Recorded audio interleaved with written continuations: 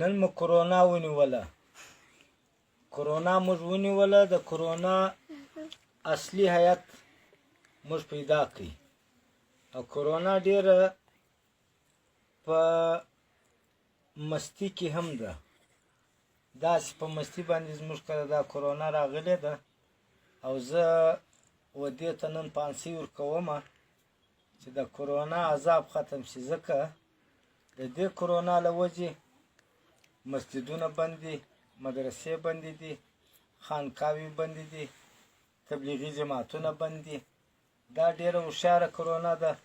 نه سینماو له ورځي، نه د ایمنېګانو اجلاس له ورځي، نه د امپیګانو اجلاس له ورځي، نه د وزیرانو اجلاس له ورځي، نه د عمران خان اجلاس له ورځي.